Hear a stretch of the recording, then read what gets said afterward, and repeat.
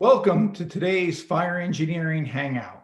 We have a great show for you today, and I want to wish everybody a Merry Christmas and a Happy Hanukkah.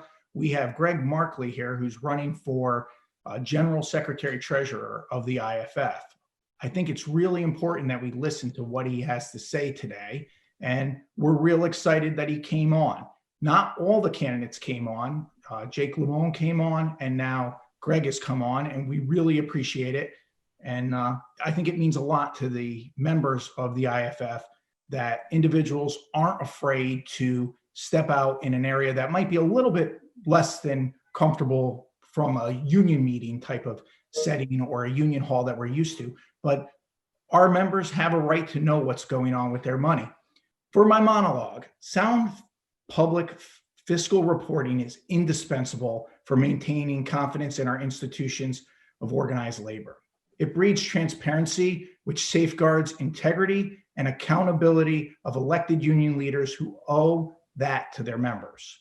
Those members have a right to know how their hard-earned money is being spent.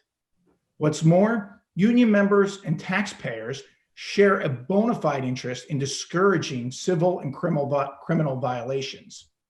In the end, after all, union members are often directly impacted by such violations, and the taxpayers, and as firefighters, we're all taxpayers as well. We burden the high cost of court proceedings required to prosecute those who abuse the members' trust. Every year, union workers somewhere in this country receive a sheepish email with a demoralizing announcement that there's been a financial scandal amongst their leadership. The U.S. Department of Labor tracks hundreds of these cases each year. The DOL recorded over 123 enforcement actions this year alone out of 80 individual cases. This number is astounding and represents charges ranging from wire fraud, falsification of union records, money laundering, and embezzlement. But one thing that I was really surprised of, when I looked at the Department of Labor statistics, I thought that we would have some issues with vendors. However, 75% of the crimes committed against our members, the individual had the title of president or treasurer. The other thing that was majorly disturbing to me is that the Department of Labor also doesn't track when things are settled in-house, outside of public scrutiny, where the person just resigns, chooses not to run again, or just simply pays back the money that was taken. I want to read just a quick paragraph from a public submission from Brian Sky Eagle, who's a lawyer, and I also want to congratulate him. He just made deputy chief in the Houston Fire Department, but he was a union president. So the issues that we see in Connecticut with what I consider just plain abuse that's been backed up by the courts, I was amazed to see this is going on in Texas too. And he writes, and again, he's a lawyer, and this wasn't just some email. This was a public submission to the Department of Labor testimony. The guy just banged on the door. As a past president of a local union in a very large city, we're talking about Houston, I could speak directly to extreme financial abuses that go unrestrained by lack of Labor Department laws and enforcement. In my experiencing, discovering crushing financial mismanagement and outright fraud sparked a year-long battle with the International and the Board of Directors. This ensuing war for financial information turned into a war to demonize the whistleblower for calling for financial transparency. That is why the Department of Labor proposed reform on LM2s is important.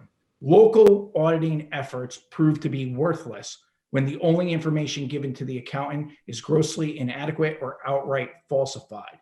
This is the experience that I found too, is that often treasurers will refer to our documents are audited. It's a way to defer scrutiny from the members.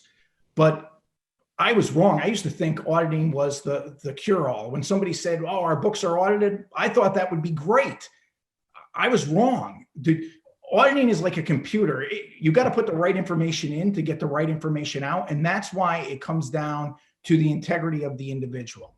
I've had an opportunity to speak with Greg, he has none of our questions for today. And I know some of the same people that he knows, and I've heard nothing but good things, and that he is a man of integrity. So we really appreciate him coming on today. And the last thing for my monologue is, reform can't be just a word, action is needed. And I want to start off the show by playing Greg's campaign video. Peter, if you could cue that up.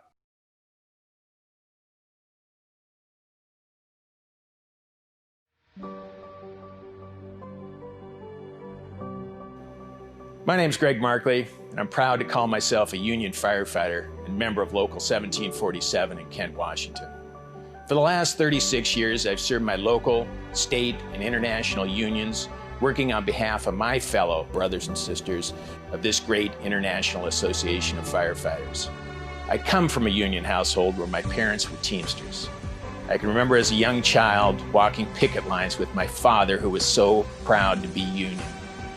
I learned from a very young age the importance of community, collaboration, a common goal. Our local, state, and international has fought on our behalf for better wages, working conditions, health care, and a secure retirement. This was not given to us by our benevolent employer. We fought tooth and nail for it. I know the heart and soul of this international. You're members of small, medium, and large-sized locals across our two great nations. You represent some of the most hardworking public and private sector workers in this labor movement. You risk your lives every day for the communities you serve and for your fellow firefighters. Your passion is second to none, and I have that same passion for this job, and I will bring that focus to the IAFF. I've risen through the leadership of my fire department and the ranks of my local union as a contract negotiator from day one, and I've risen through the ranks of the Washington State Council of Firefighters, both as a district representative and then as the Secretary-Treasurer for the last 17 years, bringing fiscal stability and accountability for our 8,700 members. In my career as Secretary-Treasurer, I've immersed myself in creating sustainable pensions, affordable health care, a medical expense reimbursement plan that brings value to the lives of our membership. On the Washington State Investment Board, I have experience overseeing the management of $145 billion in member assets. I'll bring that experience and skill set to the IAFF. Our union is at a crossroads, and we need experienced, honest, transparent leadership in the General Secretary-Treasurer position. I will bring the checks and balances needed to this IAFF to ensure that every penny and every member counts. We must believe in our oath to the membership to use this good office to promote unity and harmony. As your next General Secretary-Treasurer, I will work to move this IAFF forward and give our staff and leadership the tools and resources they need to do their job on our behalf. Timing's everything, and the time is right now for me to step up and bring my passion and experience to this IAFF. I am Greg Markley, and I humbly ask for your support and your endorsement for IAFF General Secretary-Treasurer.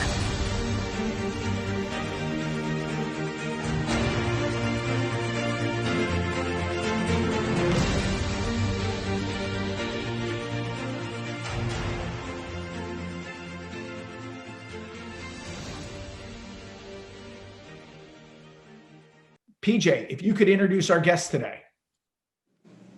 Absolutely, Greg. Sorry if that didn't work. As you know, it worked very well during the trial runs before the show. As many of our followers and listeners know, that we normally don't go through the entire bio of our guests. Usually their words and their actions and what they share with us during these shows is usually enough.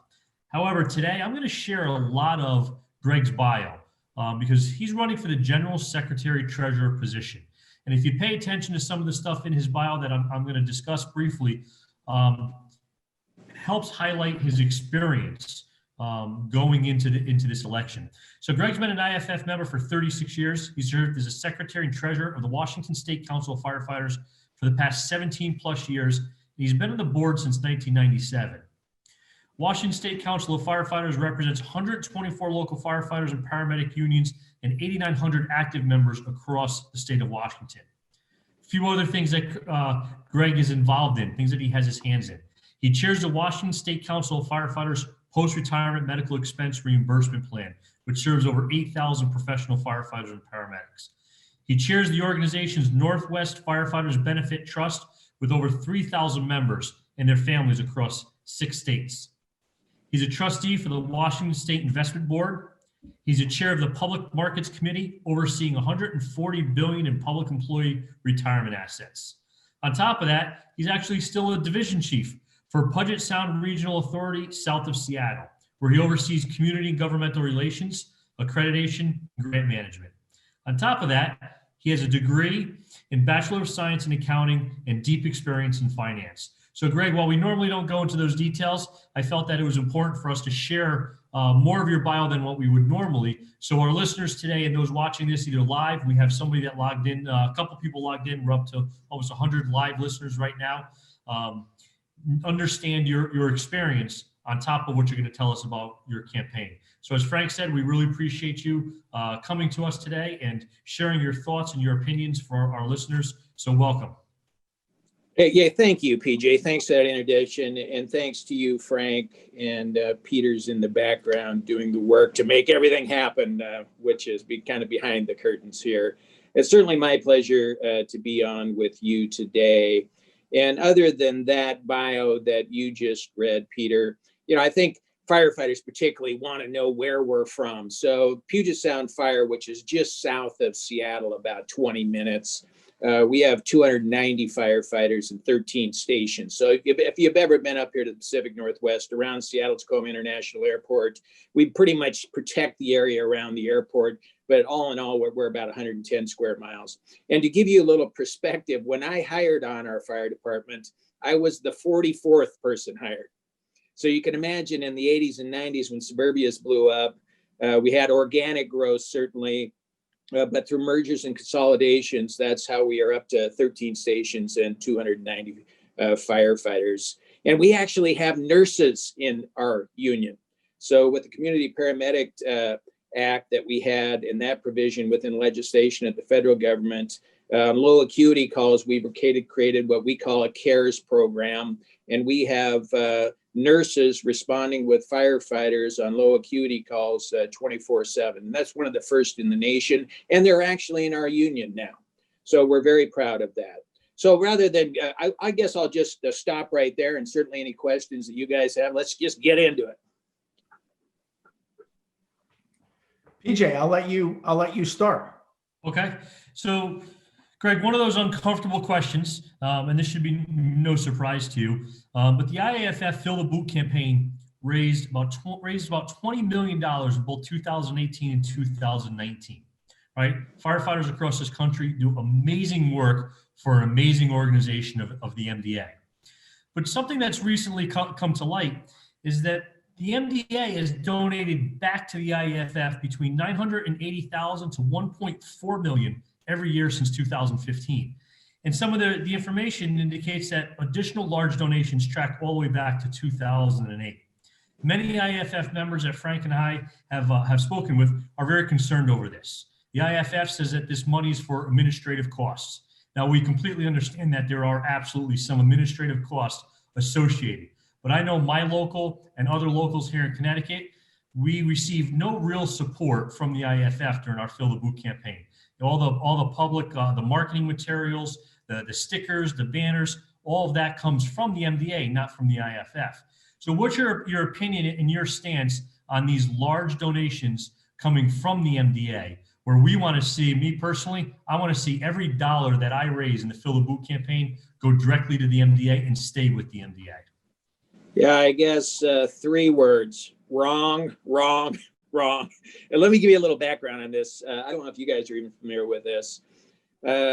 Going back 2 conventions now, there was a local president here in Washington State that brought a resolution forward to convention to stop this very thing.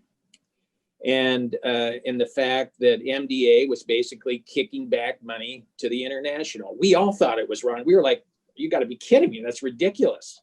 And so we brought that resolution, and I certainly helped this individual, this president. And that resolution actually made it to the floor. But I want to tell you what happened in the background here, which was very disheartening. Basically, through members of the international, the board, and Harold in this instance. Some things I agree with Harold Schaeberger on, the president, GP, some I don't. And I no respect to Harold if I use his first name. I've just known him for a long time. They refused to even read the committee's work when the resolution came forward. And it was almost like a smear campaign for the individual who brought it forward. And in fact, they had a letter from the CEO of MDA saying that it was a valuable partnership. We should continue with this. We have no problem giving the money. And basically, we were just crushed on the floor at convention, right? And before it actually reached the floor in convention, because it was a contentious issue, it went to some committee work first. I actually met with Harold Schaeberger and his staff outside of convention at a break in a meeting room to try to resolve this thing about how, this isn't right. Okay, this president, he'll back off if we get some type of reform, if we somehow have an opportunity to move away from our reliance on MDA, and they weren't going to budge. So I really think it's wrong. And I really look at it this way. And I think that number last year was $1.3 million. So you can imagine all of us that do fill the boot around the country. And let's say, we had 20 locals that raised $50,000. If they heard that their $50,000 was going to the international, they'd go crazy, right? Absolutely crazy, and rightfully so. So we have to reduce our reliance on that money. Now, that's a per capita impact that's rolled into the budget as far as what we're using for per capita dollars. We do have a position. So we've created a position within the IAFF budget, but it's only around 50 grand that we've created this position, this liaison between MDA and the IAFF as an actual employee. And, I think we have to definitely, we're all in this. We don't go around and raise money at our local charities and then expect any type of kickback related to that. We don't go help in our local community baseball organizations and then expect some type of a recognition or a kickback. That's what we do. So I think that really has to change. And certainly if I get into office, I'm going to make every effort to stop that reliance on that money. Although remember, that 1.4 million, that's a per capita implication, or we have to look at something else in the budget that we wouldn't do.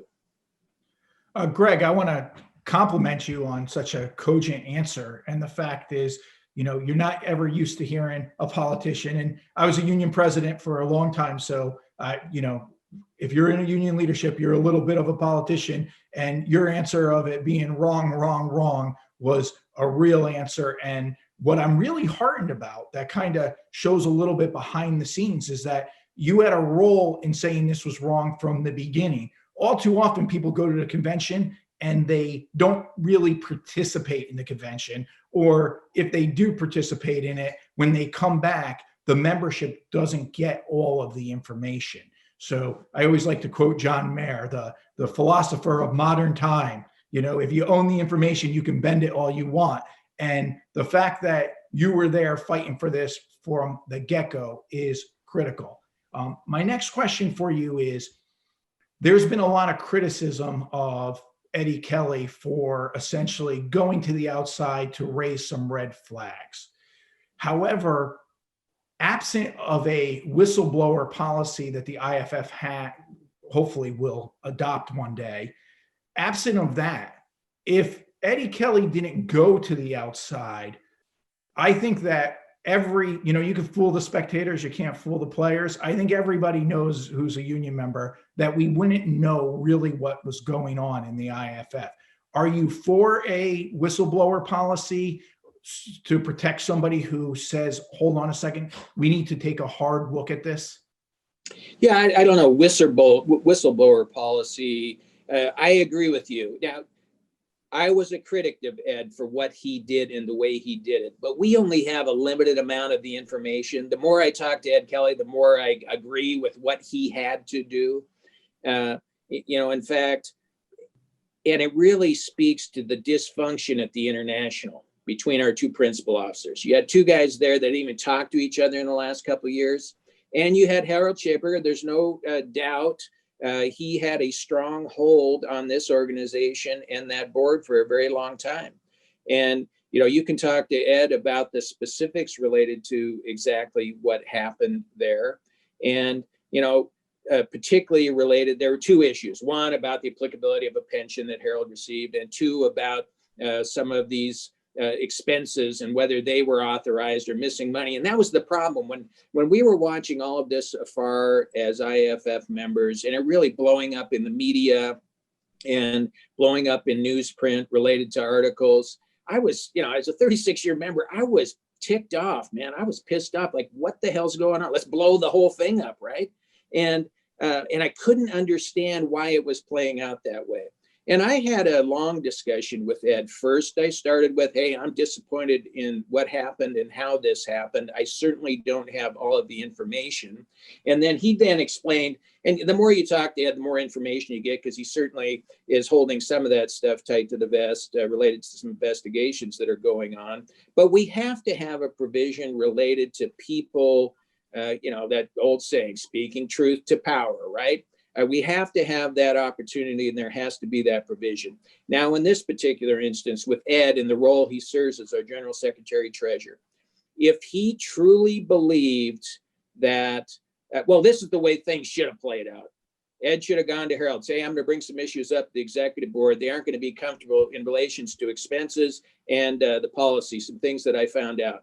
And basically, in the conversation, that's how it should have gone in a functioning organization. You take it to the board, and then the board then makes the decision. Now, if the board made the decision in light of things that are questionably legal or illegal, and they said, no, we're not going to address it, then you have an obligation, even as a General Secretary Treasurer, to move forward with those issues, because you are a fiduciary for all of us. We pay per capita to you. You're a fiduciary, and you have to act, particularly when we're putting our organization in potential legal jeopardy. And you just have to do what you have to do. And I think that's the box that Ed found himself in. They didn't have those initial discussions, but that speaks to the dysfunction. But there has to have an ability. And out here in Washington State, over the years, I've audited many locals, some for financial malfeasance, some for just because officers changed place. And our smaller locals, it's almost like tag you're it. And many of those that are watching know that that's the case. And we're our own greatest enemies in a way. And the fact that we aren't following through with our processes. We have trustees. Sometimes when we get into these issues related to financial malfeasance or perceived financial malfeasance, we have our own policies within our locals, but we don't follow them. We get lazy. We don't have the time. We just put this trust in each other. And I think we could all do better. But I guess, to sum it up, I'm kind of rambling on here, Frank, but I would say, I think there has to be a provision and opportunity for people to bring information forward, but they have to have the evidence as well. Like in any, if we're using the courts or the legal system as a basis for the baseline of where we're going, certainly you've got to have the information first. And I think we as individuals should be able to ask anything. We should be able to ask, particularly when it comes to the finances. And I'm one of those people that's always done that. Greg, the truth fears no question. PJ, we'll kick it to you, and then we'll kick it to the boss. Yep. Greg, and I agree with you. I think as a 25-year member of this international, I was in the same shoes as you are, as I still am. I was pissed off. And I think a lot of that comes from the lack of transparency. And that continues today where, the current president still has not really addressed this with the international as a whole. He may have addressed it with the boards behind closed doors, but as a member, it still looks bad. It still smells bad when he's not trying to get out in front of this information and at least be a little bit more transparent with information to members like ourselves. So I do appreciate your and your transparency. And we're also today by Chief Halton. I also want to remind anybody listening today, use the hashtag FETalk on Twitter, but we're also live on Facebook. Any questions that you may have for Greg, for Frank, myself, or Chief Halton, feel free to put in the comments on Facebook or using the hashtag FETalk on Twitter, and we'll get those. Chief, welcome. Glad you could join us today. Well, it is a pleasure to be here. I apologize for my tardiness.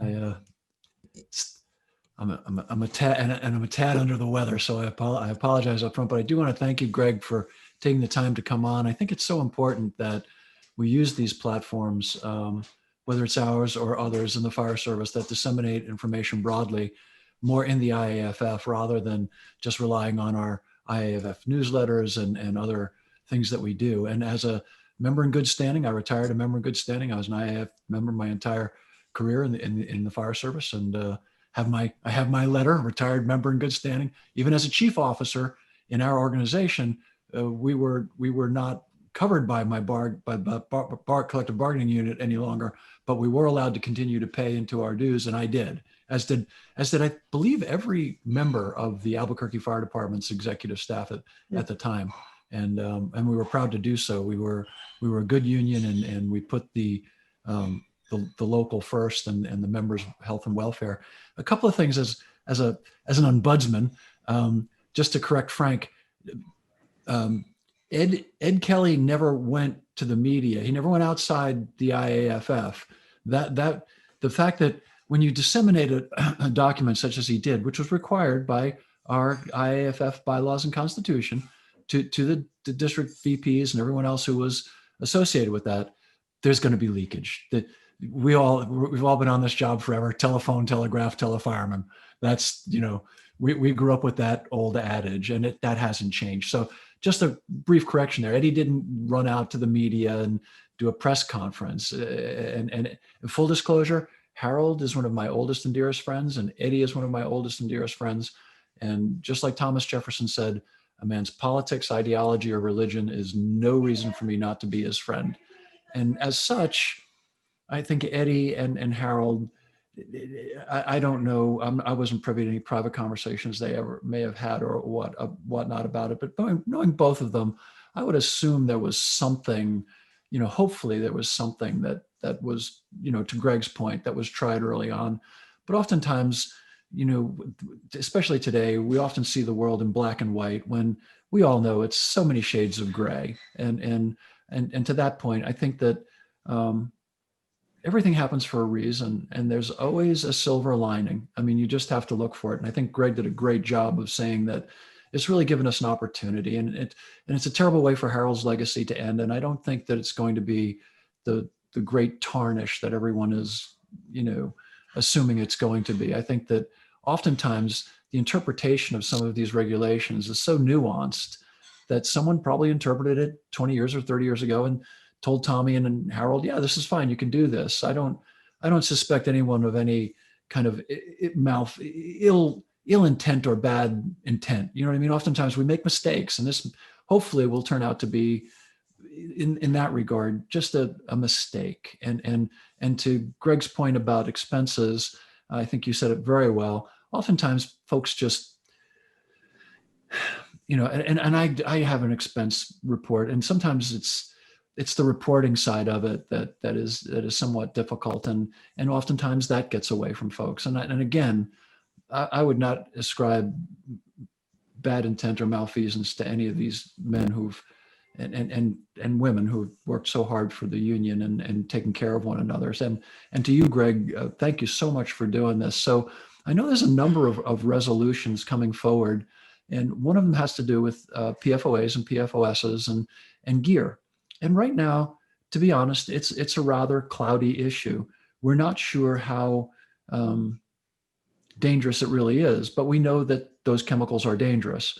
So we're in kind of a gray area, whether, and the research is ongoing, but we do know that they're in our gear.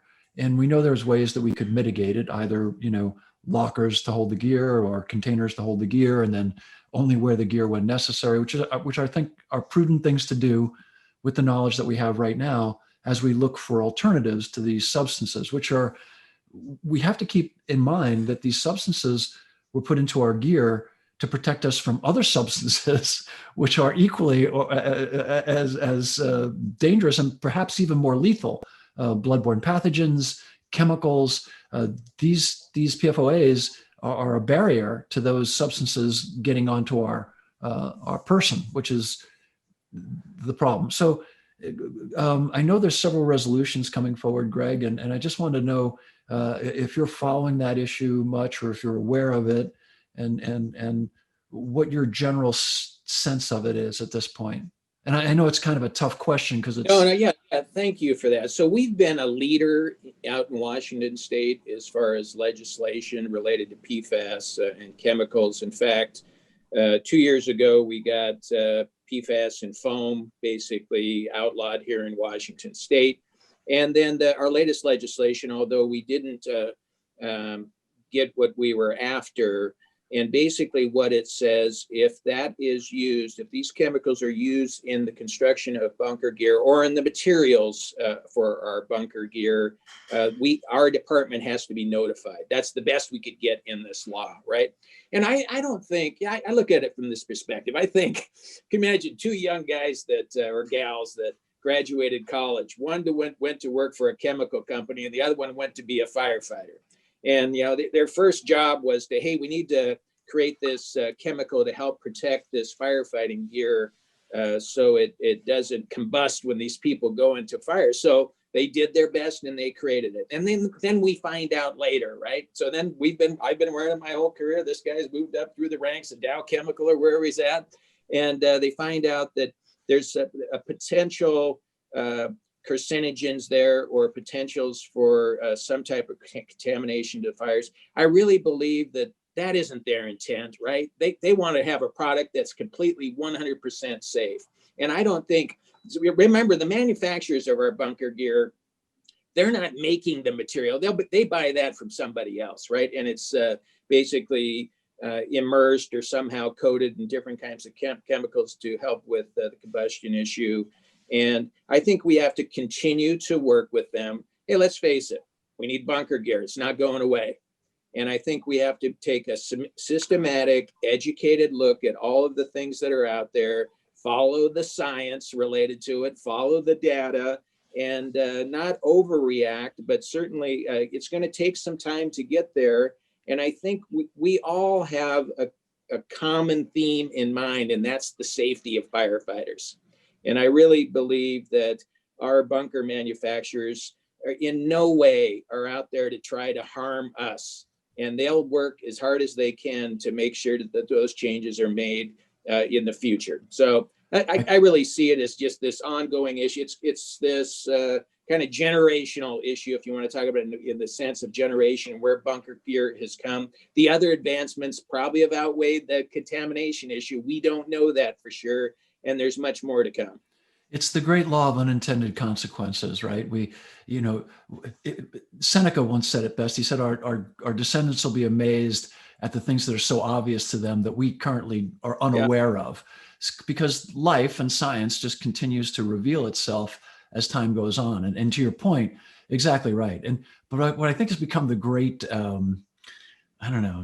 oddity of our time is ascribing motive to people as if, that young gal that graduated from college and became a chemical engineer, had malintent. Oh, I'm going to put this really bad stuff in there. Nothing could be further from the truth. And the truth be known, many of the folks that manufacture our gear wear our gear. I mean, they're around it more than we are, for goodness sakes, as they're in the manufacturing process.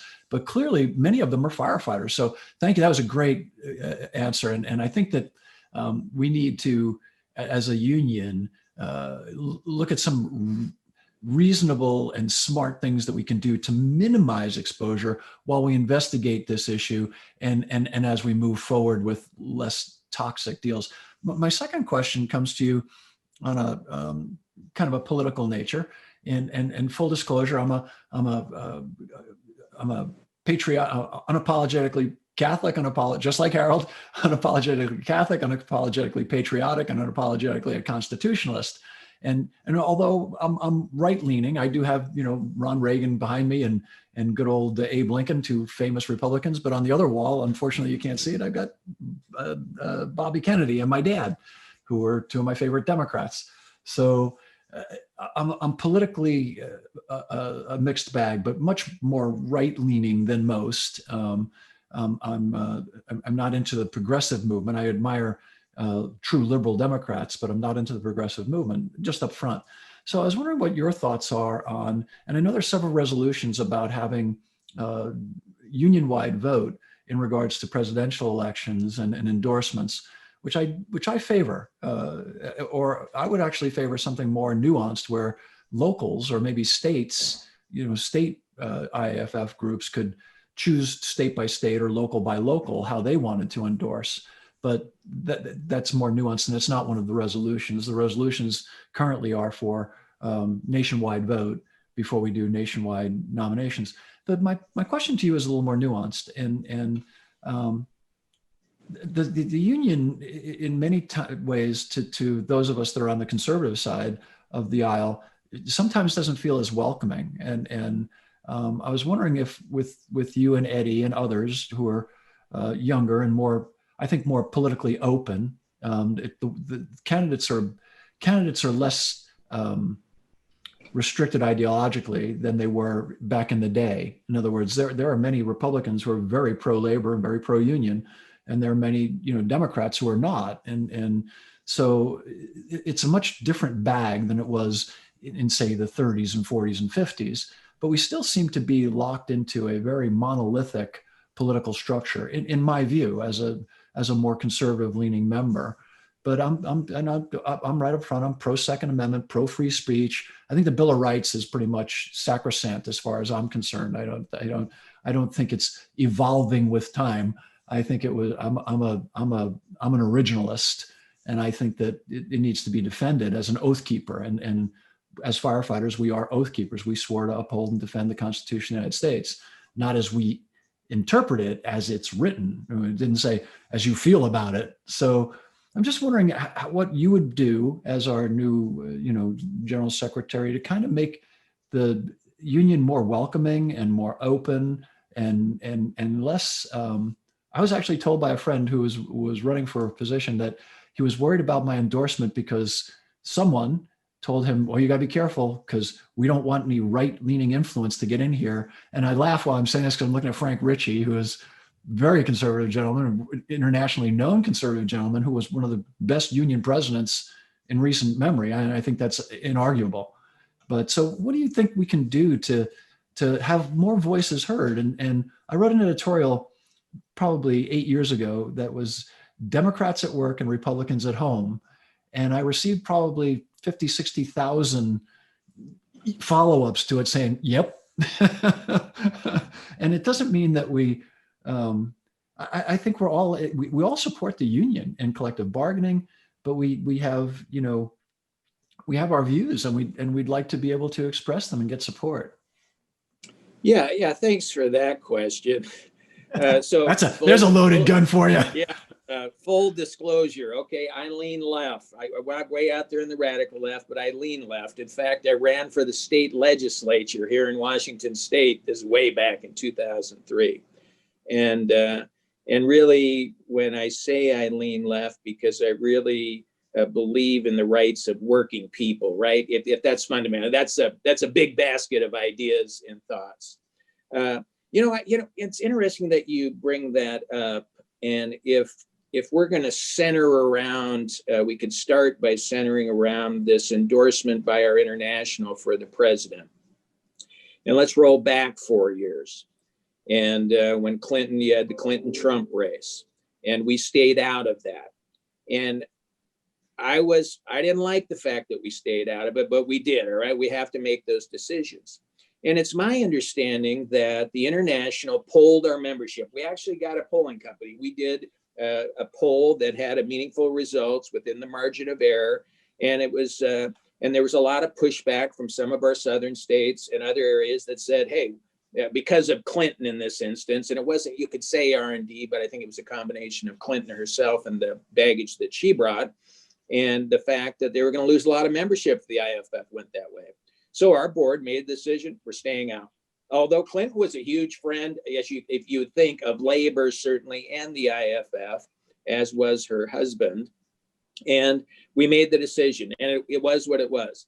And then fast forward to this endorsement, our executive board has to make the decision they have to make, what they think is best for all of us. We had supported Biden for the last 40 years and the things that he'd done. Biden had come to our conventions and our Redmonds, or when we were in DC, when he was the vice president, he'd show up and speak. And although it seemed like a no-brainer, I don't know for sure. Did we do a poll again? I don't know. And I think we probably should do. That's a starter, right? I think that's the information where we start with a poll, a real poll of our members. And we know in the IAFF, basically not far different from the United States, 44% of our members lean right, 44 lean left, and we're really after the middle. That's what all of these races are, and they're going to be that way for the next 50 years now. And we have to make sure that everyone has a voice. When I think about out here in Washington State, then coming back from the international now to the state organizations, I think every state organization, just like every local, has local autonomy, and that's always going to continue to be the way it is. And certainly when people break away and don't go with the mainstream ideas, they may take some heat for it, rightfully so. I guess that's what part of democracy is here. But our state association, in this case, we followed basically the IAFF's lead, but I think we would have gone there anyhow. In Washington State, a more liberal state, right? We get more things done for firefighters and working families with Democrats in office than we have with Republicans. And we've been a long time Democratic, very strong Democratic state anyhow. And maybe not fair in that comparison, but I've worked in politics out here in Washington State for 30 years. And we've made some substantial advancements in presumptive legislation and other legislation for the health and safety of firefighters. And that's come about with Republicans and Democrats voting for it. And I think that's the importance that we seem to lose sometimes, is the value of creating relationships and actually having discussions and respecting someone else's opinion. Now, we know some people, both on the right and left, they're way out there. And you're just like, oh my God, you rack your head like, come on. But in general, I think our members are, the ones that I've talked to in Washington State, we've always respected differences of opinions. And very rarely, every once in a while, somebody will go out on these fringes. But I think that's where we have to start, is this kind of commonality and respect for everyone's opinion, although it's not our own.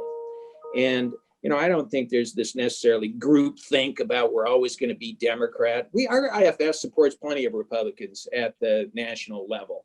And it's just that some of the things that we've seen and the accomplishments we've seen, even when we're in a Republican-controlled Congress, we've gotten legislation through because we see the value of the relationships with being on both sides of the aisle. So I know that's not really a succinct answer, and I don't know if there is one, but I think it starts with respecting each other's opinions and having the willingness to not be afraid to ask what their opinions are.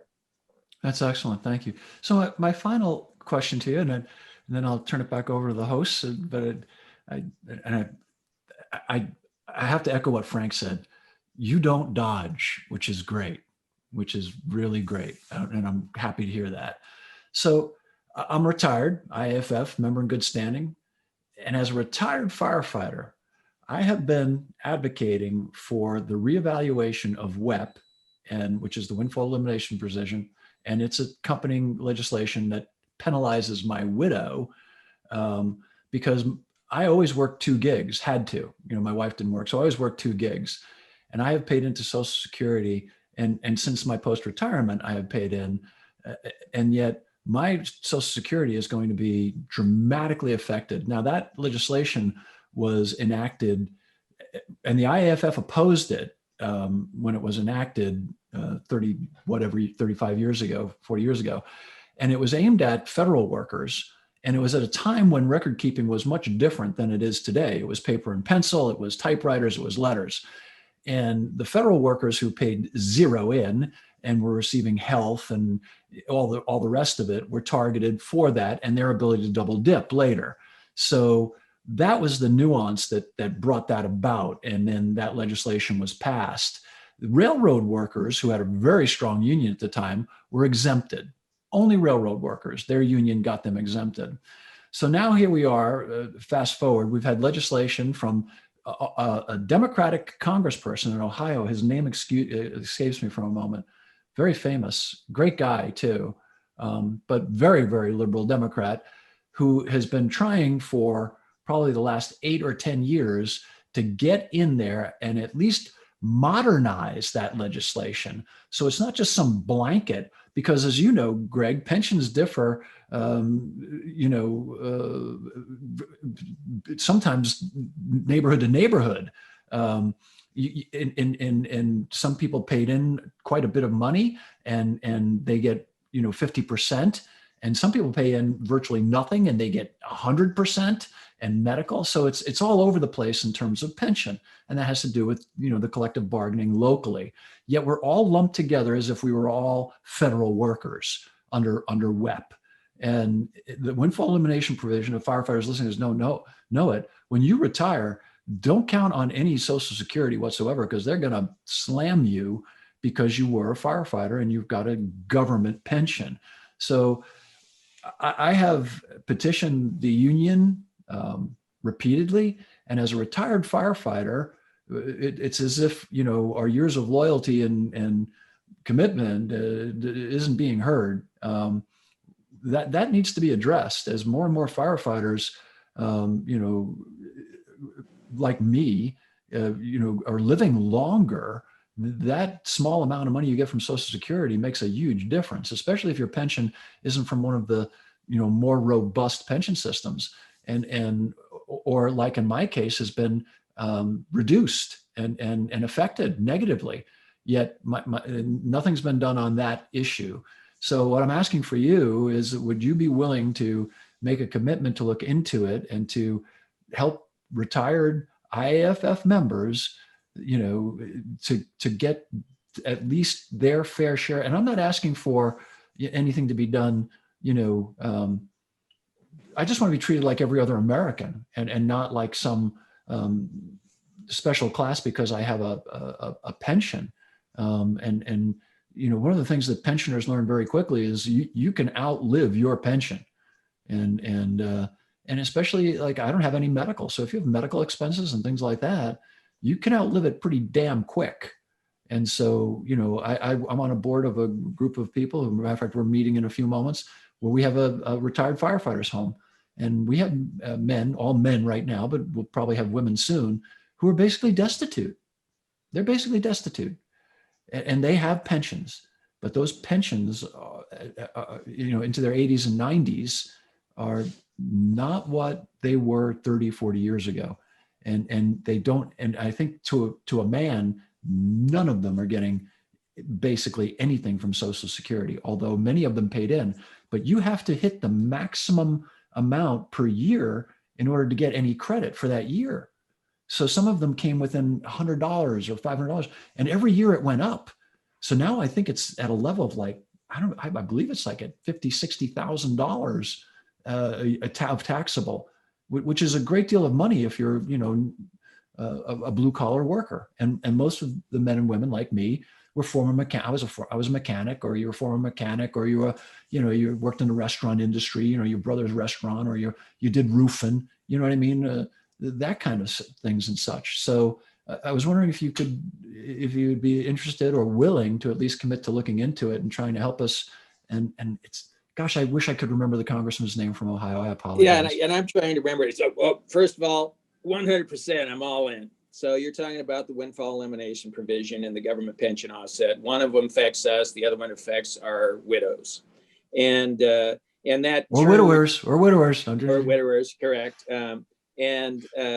basically that term you're used, you have to meet this substantial earnings threshold each year. And way back, you go back in the 70s, it was like $4,000. But yeah, it has ratcheted up over the years. I'm not sure what it is right now. It may be up near that $50,000 level now.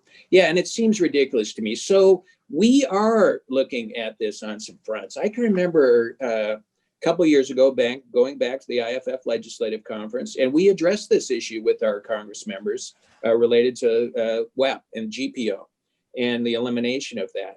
On another front, I don't know if you've heard of the National Conference on Public Employee Retirement Systems called NCPERS. Mm-hmm. That's another issue that they're down there lobbying for on our behalf. And I've been involved with that organization, at least attending their meetings for the last 15 or 20 years when we go visit our congressmen and women, and actively trying to really eliminate that that provision there that takes your Social Security. Like you said, you may think you're getting $1,500 a month and you end up getting $300 a month. And I've always disagreed it. And like you, I've always had a second job. I go on to the Social Security website every once in a while. I look, okay, let me figure out how many more years. So if you go up to 30 years of substantial earnings, there's no offset.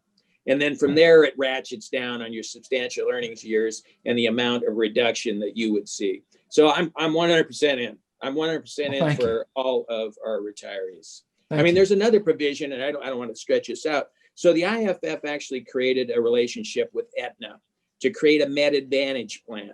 So all our retired members who are 65 years and older, you have to buy, you get Part A, Part B, but you've got to get a Med Advantage plan, a supplemental plan to fill in all the holes that Medicare has. And we've created a great plan that will provide benefits to our members. I created a Med Advantage plan in our Northwest Firefighter Trust as well. Found that that plan was a little better than what the IAFF had created. And if you get an opportunity, and I'm trying to marry those two plans together now to provide the very best, and they're very reasonable cost plans. You know, that's a very competitive market, right? Humana, you see Joe Namath on TV all the time selling these Med Advantage plans. So I think there's some other opportunities, but they're now, the IAFF through the Financial Corps has created this opportunity through Aetna to get onto that plan, and certainly looking to expand that nationally. If you would take one other issue to them, and just so you know, and as you know, I've got the Founders Award for the Firefighter Cancer Support Network from my good friend Mike DeBron. I've always been very active in the cancer issue for the last 30 years since my initial diagnosis. As I turned 65, what I found to be very interesting is that you have to redo all your life insurance. You're uninsurable if you have cancer, active cancer. So I have no life insurance. And if we're going to have presumptive laws, that's great. But we ought to have some kind of lobbying to say, look, if you're covered by a presumptive law and you're a firefighter and you develop a cancer, we ought to work with one of those companies to say, look, we'll at least get you some kind of life insurance so that when you do pass, you know, your beneficiaries get something, even if it's just, you know, the bare minimum, you know, $50,000-$60,000 to get them past the funeral and such. But when you go to re-up at 65, no, there's not a company in America that will insure you. Yeah, I'm not surprised. Right. I actually have an insurance license out here in Washington State. Not that I sell insurance, but I did it to kind of create a program for our guys so they could best marry insurance with their spousal choice when they had to retire, right? Because you take a hit at the pension piece. But I hadn't thought about that. I'd have to think about that more on what kind of solutions we could create to help our retirees. You know, I'm all for all of our members who put in our long careers and basically put our lives on the line. And I'm not trying to dramatize this by any means, because we just loved it. We do it every day. We go back and do it, you know, when we're 70, if we could. I'm still doing it. So there's your example. So I think we have to look at things like that. I really hadn't even thought about that issue, but I'd be glad to look at that as well. Well, because there's more and more guys like me and gals like me, you know, Cancer is a pain in the ass. Yeah. Literally. Yeah. And I can say that definitively at this very moment. Yeah. So we would appreciate it, because I didn't see it coming, and I turned 65. Oh, you got to do all your insurance. Couldn't find a company in America. And my insurance guy told me, you're not going to find one. No one's going to insure you while you're battling cancer. Right. And there's tens of thousands of us, I'm sure. Right. Yeah, I'd be glad to look. Just a couple real quick questions, and we really appreciate your time, and you stayed on for a real long time. I know you only gave us a half hour and you're here, so it's kind of like a fire. So we appreciate you. Sure. We talked a lot about cancer, and we talked about forever chemicals. A lot of members out there are concerned with whether you're on the right or the left. The one thing that brings firefighters together is the fact that health and safety and advocating for firefighter health and safety is something we all agree on, that especially in some of our jurisdictions where it's one party town, one way or the other, the union's the only voice really advocating for firefighters' health and safety. And I think that's a critical and important role. What's your take on, and I'm not saying there was impropriety, but there's the appearance of impropriety when we have the gear companies and the chemical companies giving direct sponsorships to the IAFF on cancer summits. Here. And again, I'm not saying around it more than we are, for goodness sakes. I couldn't hear him, but what do you call it? I'm all for capitalism, but do you feel that is something that needs to be looked at, or where are you at on that one? Yeah, we cut out there. What groups are giving money for these cancer summits? You're looking at per the LM2s, you have a lot of the gear companies and chemical companies, when the summit is actually supposed to be kind of the watchdog, even though they may not be doing anything wrong intentionally. A lot of members, there's been back and forth. Is it just the inference of impropriety? Yeah, I think, this has come up in a couple other interviews the last couple months. And, I guess it's a mixed bag. It's not a simple answer here. I really believe those individuals and those companies want to stop. We all want to stop cancer. Everybody wants to stop cancer for everyone. And, and I don't think that they believe they're contributing to it, although now we're finding out in retrospect that they are. And, are they doing it on purpose? I don't believe so. They're doing it. This isn't back to when smoking, nicotine, and cigarettes, right? And, these corporations back in the 50s and 60s hit all the information about that causing cancer. I don't think we've seen any definitive studies that have been hidden. They've been hiding something. It's interesting. I mentioned the National Conference on Public Employee Retirement Systems.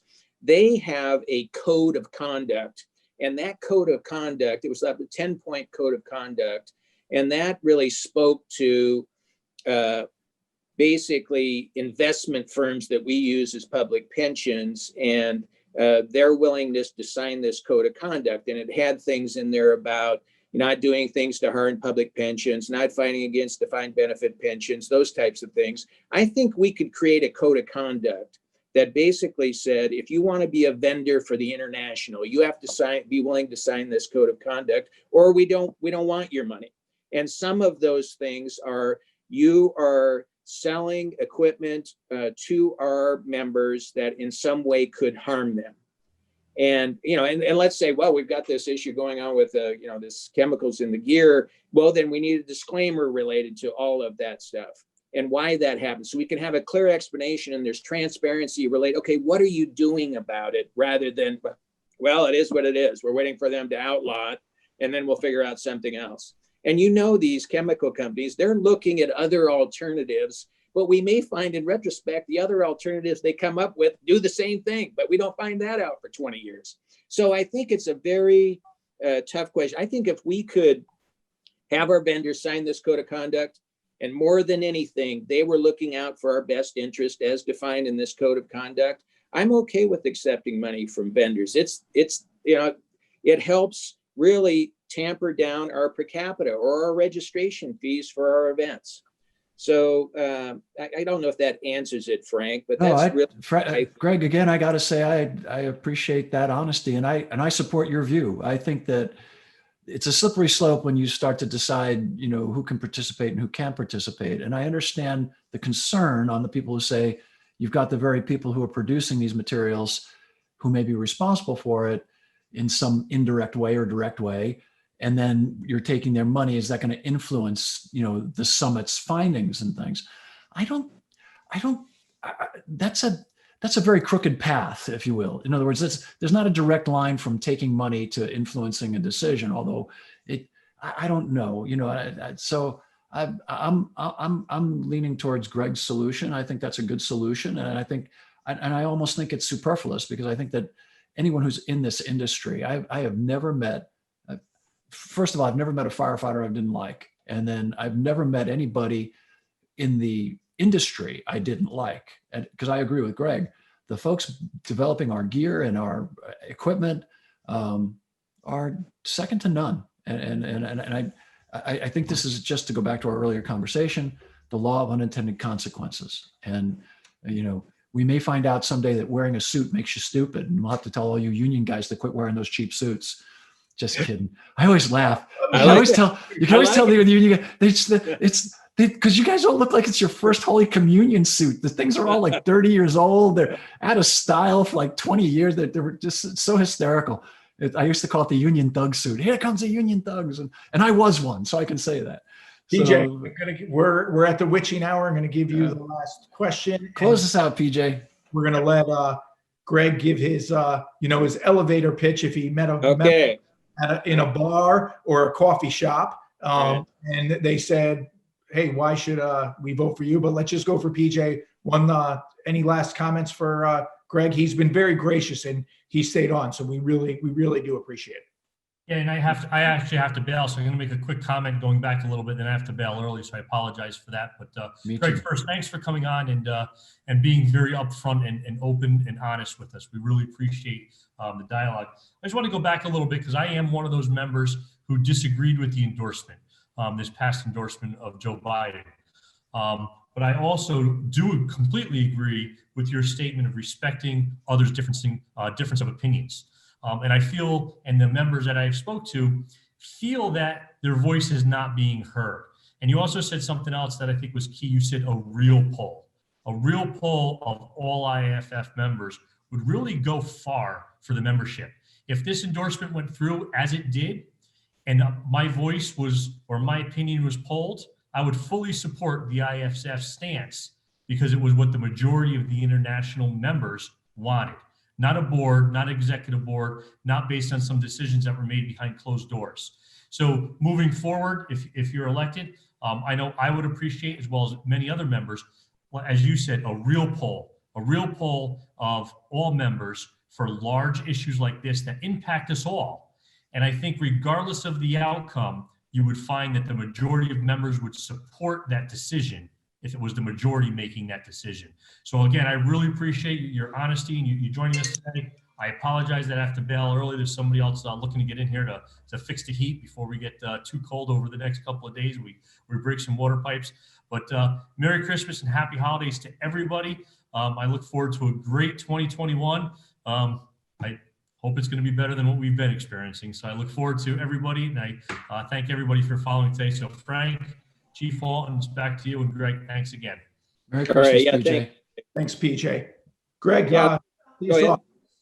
All right. So what PJ just said there, we can do all the polls we want, but there's got to be trust, right? There has to be trust in our organization.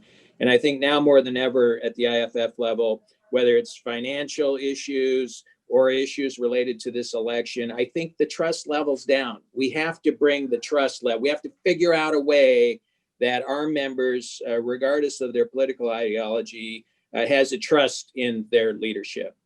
And, I think just fundamentally, from my perspective, you've heard my comments today. I'll make compromises when it comes to ideas and programs on the betterment of the international and the benefits of our members. But one thing I'll never compromise is my personal integrity or my integrity on behalf of the IAFF. And that's a commitment that I'd make to all of you. And I think that that's what you'd expect of your elected principal officers. So I just thank you for the opportunity today. Certainly, I wish everybody a happy holidays. If you need more information on my campaign, it's Markley for the number 4 GST.org. And appreciate everybody's support and ask for your vote as well. So thank you. Thanks, Greg. We'll have Peter put up the direct link to your campaign site as well as soon as we get off here. And Bobby, do you have any last words? And thank you for coming on today. We really appreciate your time. Yeah, and again, I apologize for being late, Greg. I feel terrible that life got in the way, unfortunately. I wanted to say thank you to Greg, and it's a pleasure to meet you. I think we've bumped into each other once or twice before, but just to hear you speak, obviously, I think your integrity comes through. I think that you're very well spoken, and I think that you were very honest, and I absolutely appreciate that. And I think that what's so demonstrative is that I'm pretty right, you're pretty left, and we still love and respect one another. Alan Bernasini and I were best friends. He was very left, I'm very right. We love and respect one another because we have a mutual mission, and that's the American Fire Service, period, for me. And I get it, you're international, but for me, it's just the American Fire Service. God bless the Canadians. I can't do anything to help them. So, well, I can, but I mean, I'm focused on the American Fire Service, and I always will be, because there's nothing I love more than God and my country and my family. So, and I think all those things are intertwined in the American Fire Service. And I think that's, and you all your answers reflected that same kind of commitment and honesty and integrity. So I really do want to wish you all the best, and what a pleasure coming on. And I will give you this one commitment, irrespective of who wins in these elections, Fire Engineering, Firefighter Nation, Journal of Medical Services, all of the publications that I'm affiliated with through the Clarion are at your disposal. If the International needs to get a message out or wants to do a presentation or has a message, we're here for you, and we have good reach, and we won't censor it or edit it or anything like that. We'll give you, and Tim Burns knows that. We publish everything Tim gives us. We get it up as quick as we can. But we want to strengthen that relationship, and hopefully we can. We provided the main program stage to Harold for years, and he accessed it. And FDIC, is the International, has always been welcome there, and will always continue to be, and free booths and such. And we'd love it if you want to do more. And so as you move through the system, and if you're successful, we hope that you keep that in the back of your mind, that our platform is your platform, our membership is your membership, and we're all working towards the same, whether you're career or volunteer or brigade or federal or local or state or county, whatever, wildland, we're all in this together. We've all got a stick on the ice, and I think that the more that we remember we've got more in common than we do in our small nuanced differences. You say potato, I say potato. We're all in this together, and in the end, that's the most important thing. I think you did a wonderful job of representing not only yourself, but the great state of Washington, and it is a great state. Little too left for me, but I'm just kidding. Yeah, and I think this is the point, where we clink glasses. I'd say exactly here to exactly everything. Exactly. You can keep Portland. I'll keep Tulsa. Okay. Well, that's Oregon. It's about politics. It's about and to everybody else out there, God bless you. Merry Christmas. I hope it's a beautiful holiday. I hope that whatever holiday you celebrate now is wonderful. But to my Christian friends, God bless you. Merry Christmas. And to everyone out there, thank you for supporting us and participating, and please take care of one another, and just take care of one another. That's the one thing we can all agree on. Everybody be safe out there. Take care of each other. Greg, thank you so much for coming on. The truth fears no question, and you answered every question today, honestly, with integrity. I appreciate that. You did a great job, and we look forward to seeing you in the future. Everybody have a great holiday. All right. Take care. Thank you.